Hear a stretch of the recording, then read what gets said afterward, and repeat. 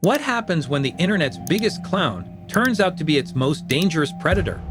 This isn't just a tale of controversy or a misunderstood creator. This is the story of manipulation, exploitation, and the disturbing downfall of one of YouTube's most notorious figures.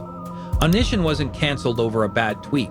No, his fall came from years of calculated abuse, masked behind banana suits and shock humor. But how did he rise so high? And how did he sink even lower than anyone imagined? Let's pull back the curtain on the darkest fall in YouTube history.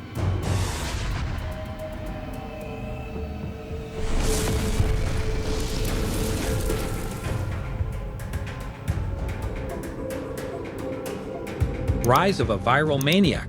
Long before the algorithm rewarded drama and clickbait, Gregory Jackson, better known as Onision, was pioneering cringe for clout. He launched his online career on his personal site before YouTube was even a thing. But it wasn't until 2009 that the world noticed him thanks to one absurd viral video. "I'm a banana." A screaming man in a banana costume doesn't sound like a cultural milestone, but it worked. With over 90 million views, the video catapulted him to stardom. And what followed was a whirlwind of edgy skits, personal vlogs, and a YouTube empire spanning multiple channels. His fame, though, wasn't rooted in talent, it was controversy. He marketed himself as brutally honest, edgy, and anti-establishment. He thrived on shock value, baiting fans with drama and disturbing opinions. But behind the manic laughter was something more sinister brewing: mockery, manipulation, and exploitation. As his fame soared, so did the red flags. Onision's honest content included mocking individuals suffering from eating disorders, exploiting mental health for clicks, and even raiding photos of his fans, many of whom were underage.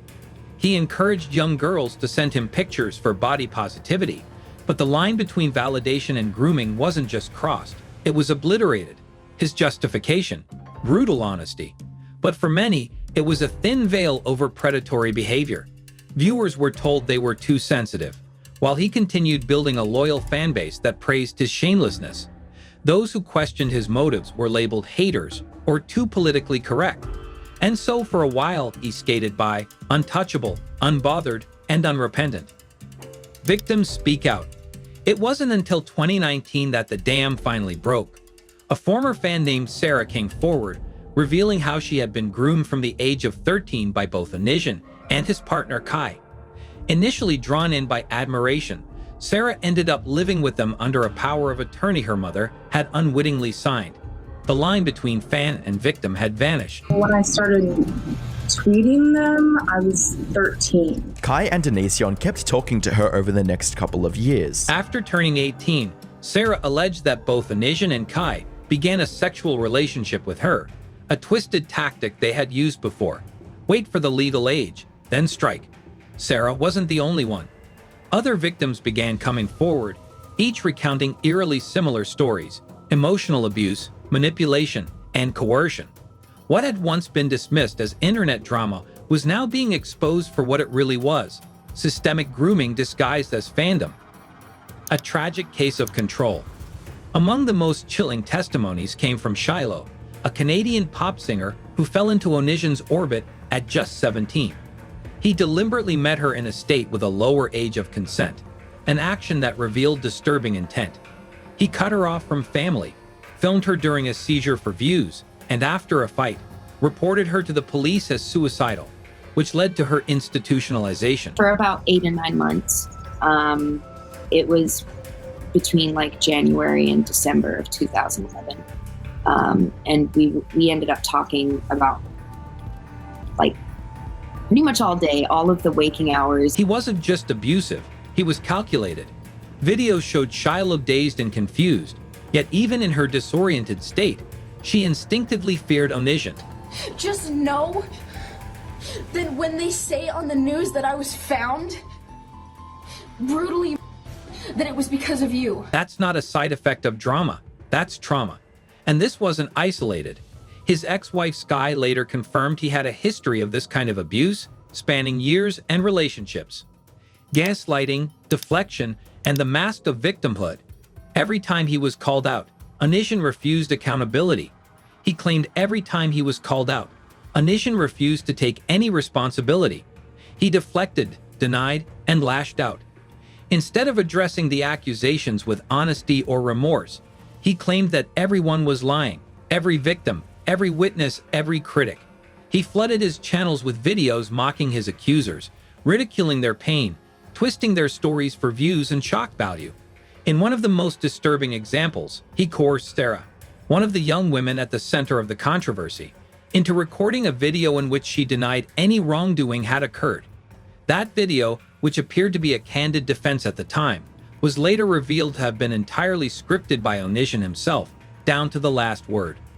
When Chris Hansen, the famed predator catcher from To Catch a Predator, took interest in the case and personally showed up at Onision's front door, Onision didn't offer a single piece of evidence to clear his name. He didn't sit down for an interview. He didn't engage in any meaningful dialogue. Instead, he called 911, dramatically claiming that Hansen was a stalker and portraying himself as the real victim in the situation. He never truly answered the allegations, not then and not since. He spun narratives designed to confuse, distract, and derail. He weaponized the language of mental health and victimhood to shield himself from scrutiny while continuing to exploit others. And for a while, disturbingly, that strategy worked. The internet, overwhelmed by chaos and conflicting stories, couldn't pin him down. And the platforms hosting his content didn't seem to care, at least not enough to stop him. The final collapse. But the pressure built. More victims came forward. Public outrage grew louder. YouTube demonetized his channels in 2021, stripping away his income. Patreon banned him. Twitch cut ties. He lost everything: his audience, his money, and his influence. Still, he tried to claw back. Whether through desperate live streams, bizarre OnlyFans antics, or claims of being misunderstood, Onision refused to go quietly. But by then, his relevance had decayed beyond recognition. The internet had finally had enough. Why did it take so long? With so many warning signs, why wasn't he stopped sooner? The answer lies in his audience. Onision thrived on chaos. He conditioned fans to view every accusation as a witch hunt. He manipulated sympathy, played the victim, and hid behind shock humor. For young viewers, he appeared bold, honest, rebellious. But behind the scenes, he was a predator in plain sight. In a world where creators get canceled over tone-deaf tweets or bad brand deals, Onision's case is a brutal reminder that charisma can shield monsters. He didn't just fall from grace. He was dragged, kicking and screaming, from the pedestal he built on the backs of those he hurt. Onision's story isn't just a YouTube scandal. It's a cautionary tale about idolizing the wrong people and how long the internet can turn a blind eye in the name of entertainment. If there's one thing we can take from this tragedy, it's the importance of listening to victims, to red flags, and to our instincts. If you want more deep dives like this, don't forget to subscribe, because sometimes the truth is darker than any content warning, and it's our job to shine a light on it.